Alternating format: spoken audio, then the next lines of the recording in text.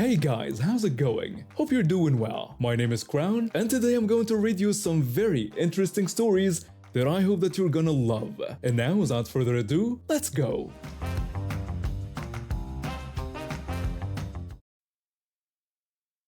I've been living in this neighborhood for over a decade now. It's usually peaceful, but lately, we've had some trouble with a couple of young punks causing mischief. They drive around in this beat-up old police car, making noise at all hours and generally being a nuisance. I work early shifts at the local factory, so I need my sleep and can't stand the racket.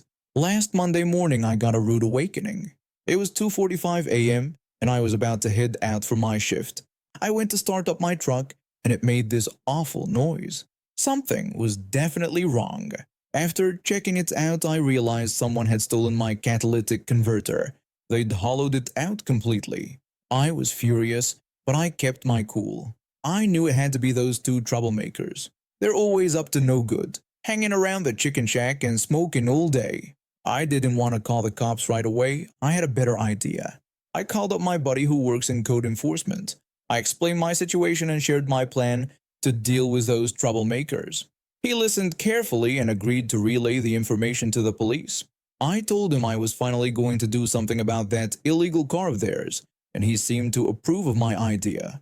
Later that day, I spotted their car parked on a quiet street. I called it in to my buddy in code enforcement. He quickly got back to me, giving me the green light to tow the vehicle. Without wasting any time, I had it towed straight to the police station. At the station, I watched as the cops ran the vehicle identification number.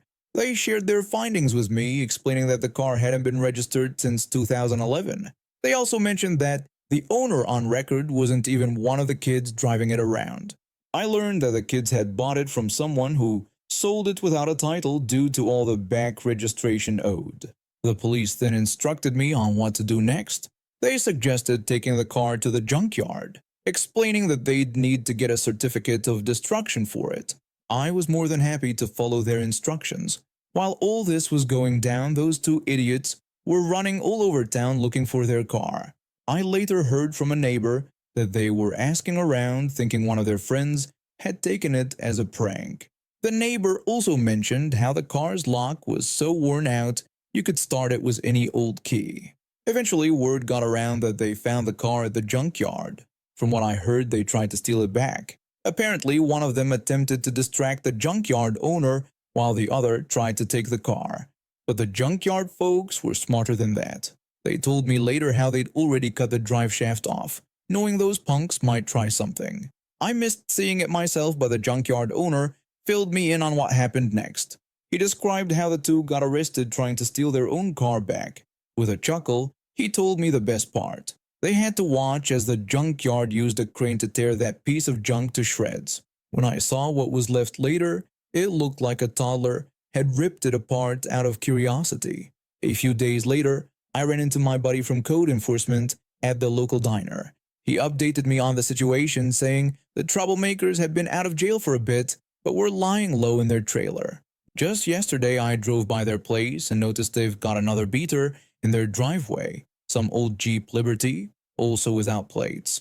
I was already planning my next move. I called up my buddy in code enforcement again, and we had a good laugh about the situation.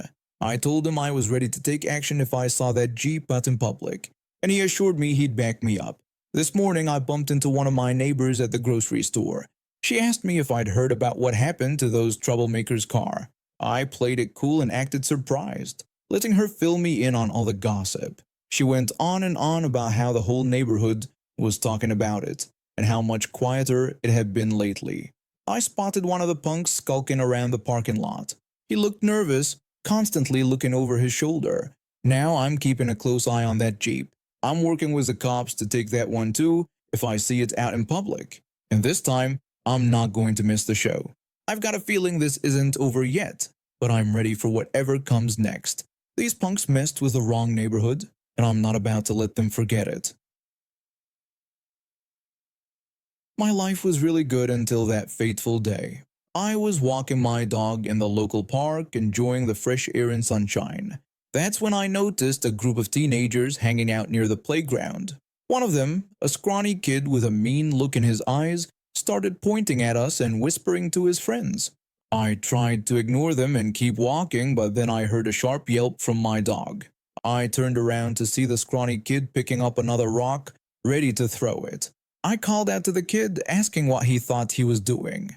The scrawny kid rudely told me to mind my own business, calling me a loser. I responded that throwing rocks at innocent animals was my business and demanded he stop immediately. The kid taunted me, asking if I was going to cry about it. His friends left and I felt my blood boiling.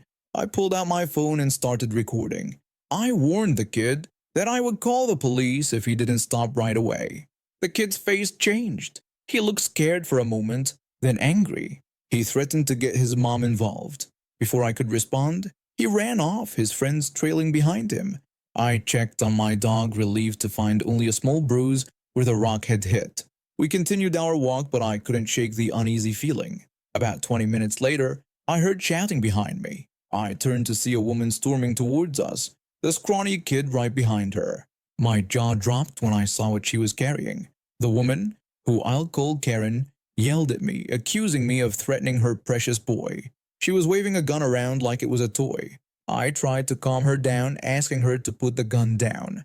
I explained that her son had been throwing rocks at my dog and that I had only said I'd call the police if he didn't stop. Karen accused me of lying, insisting her angel would never do such a thing. She called me a bully picking on a child. I told her I had it all on video and pleaded with her to talk about this calmly. Karen demanded I give her my phone immediately. She lunged forward, trying to grab my phone with her free hand while still pointing the gun at me. I stepped back. I warned her to stay back and told her I was calling the police right then. Karen tried to call my bluff, saying I wouldn't dare, but I did. With shaking hands, I dialed emergency services, keeping my eyes on the crazed woman and her son. I quickly explained the situation to the emergency operator, describing how a woman was threatening me with a gun in the park, accompanied by a teenager who had been throwing rocks at my dog earlier. Karen's face went pale when she realized I was serious. She lowered the gun, looking uncertain for the first time. She tried to convince me that the police wouldn't come for something like this, but within minutes, we heard sirens approaching. Karen grabbed her son's arm and tried to run, but they didn't get far. 2 police cars pulled up and officers quickly surrounded us. An officer commanded everyone to freeze and ordered Karen to put the weapon down immediately. Karen dropped the gun, her bravado evaporating. The officers handcuffed her and her son while I explained what had happened, showing them the video I'd taken earlier. When they were being put into the police car, I heard Karen wailing. She insisted it was all a mistake, claiming she was protecting her son and that they couldn't do this to them. But they could, and they did. In the following weeks, I learned that Karen was charged with aggravated assault and illegal possession of a firearm. Her son faced charges for animal cruelty. They both ended up serving time, Karen in prison and her son in a juvenile detention center. My dog and I still enjoy our walks in the park, but now I'm always a little more alert. I've been working at the state's Department of Transportation for about 7 years now. Our team handles IT infrastructure for various transportation projects. We're a small group, just 5 of us, and we've always worked well together. That is until he joined. This guy, let's call him the slacker, transferred to our department about 2 years ago. From day one, it was clear he wasn't cut out for the job, but somehow he managed to stick around. The first few months were rough. The slacker would show up late, take extended lunch breaks, and leave early. When he was actually at his desk, he'd spend more time chatting and browsing the internet than working. At first, we tried to be understanding, and maybe he was just adjusting to the new environment. One day, I overheard the conversation between the slacker and our boss. The boss asked about the progress of the network upgrade project. The slacker lied, saying it was coming along great and would be done by next week. The boss praised him and told him to keep up the good work. I knew for a fact that he hadn't even started on that project. He was lying through his teeth. After the boss left, I confronted him. I asked him what that was all about, pointing out that he hadn't even begun the network upgrade. The slacker brushed off my concerns, telling me to relax. He said he'd get to it eventually, and if he didn't finish in time, he could always blame the new contractors, claiming they always mess things up anyway. I was shocked. This guy had no shame. But what could I do? I didn't want to be the office snitch. So, like an idiot, I decided to help him out. I figured if I could get him on track, maybe he'd start pulling his weight. For months, I covered for him.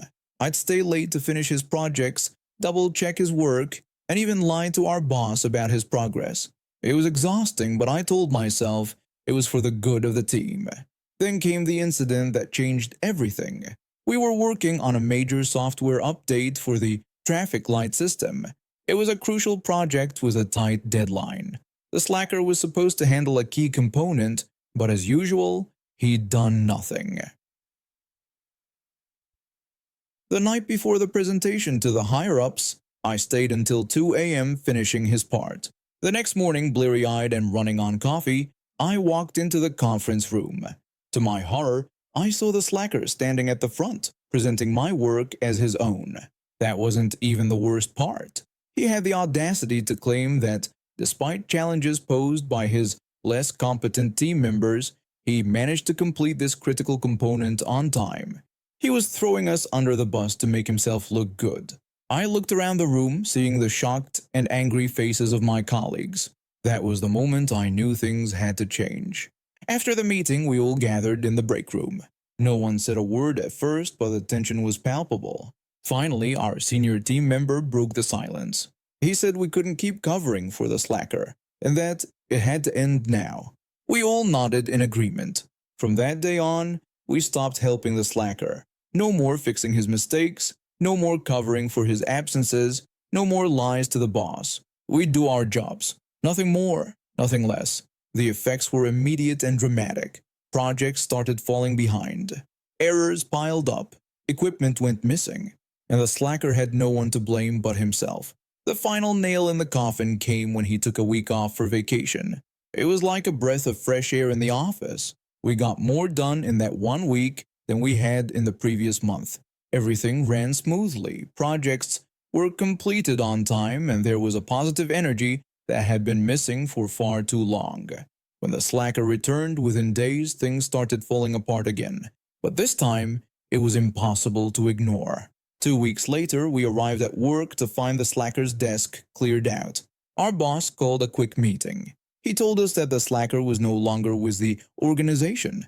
He thanked us for our patience and professionalism during this challenging time and encouraged us to focus on moving forward and continuing our excellent work.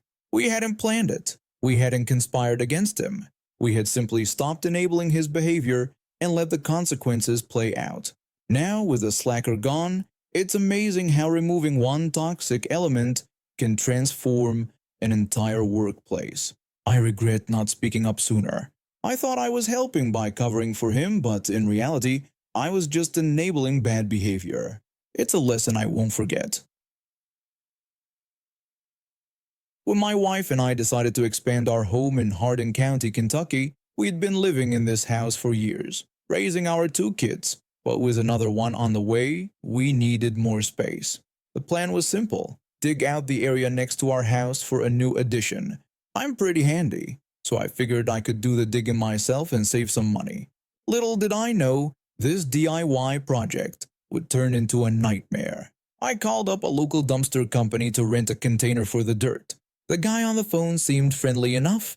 I explained to him that I needed a dumpster for dirt removal because I was digging out an area next to my house.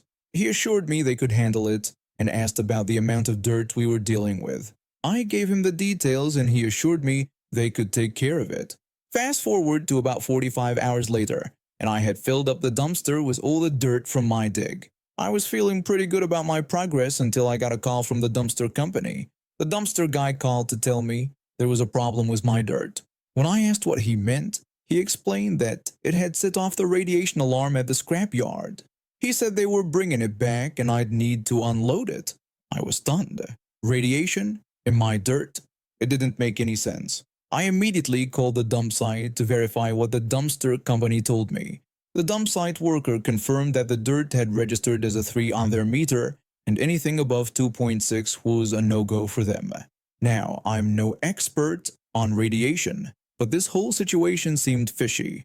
Before I could even process what was happening, I heard a truck pulling up to my house. To my horror, I watched as they dumped all the dirt right onto my driveway and drove off with the empty dumpster. I was livid. I called the Environmental Protection Agency and they sent someone out to check things out. The EPA guy showed up, did some tests, and gave me the all clear. He explained that it was just elevated radon trapped in the clay, and since I had dug it up and moved it so quickly, it didn't have time to dissipate. He assured me there was nothing to worry about. He then called the dumpster company owner and explained the situation. Apparently, they had broken protocol by not leaving the dumpster at the dump site and notifying the EPA first. The owner called me back, all apologies. He promised to come clean it up himself the next day. But guess what? Tomorrow came and went, and no one showed up. No call, no nothing. So here I am with a pile of perfectly normal dirt covering my driveway, a pregnant wife who can't park in front of our house, and a dumpster company owner who seems to have vanished into thin air. I decided to take matters into my own hands. I called the EPA agent back and asked for a written report of his findings. Then I drafted an email to the dumpster company owner. In the email, I attached the EPA report, gave him a 5-day deadline to clean up the dirt, and warned him about potential legal action if he failed to comply. I explained the inconvenience and potential harm his company's actions had caused and requested a prompt response. 5 days passed, and still nothing. So I got a quote from another company to clean up the mess and headed down to the county clerk's office to file a small claims court case. I gathered all my evidence, timeline of events, EPA email, cleanup quote, and plenty of pictures of my dirt-covered driveway. The day of the court hearing arrived, and guess who didn't show up? That's right, the dumpster company owner. The judge ruled in my favor by default, ordering the company to pay for the cleanup and additional damages for the inconvenience. But the story doesn't end there. When the dumpster company still didn't pay up, I walked down to the county recorder's office and filed a lien against their business. It turns out I wasn't the only one they'd treated this way. My case opened the floodgates, and soon other customers came forward with similar stories. The dumpster company went out of business, unable to recover from the multiple lawsuits and bad publicity. And I got my driveway cleaned up and expanded my house. And that new addition to our house is now a beautiful nursery for our newest family member, who arrived just as the dust, or should I say dirt, settled on this whole fiasco. And now we have reached the end of today's stories. Thank you for watching, and see you next time.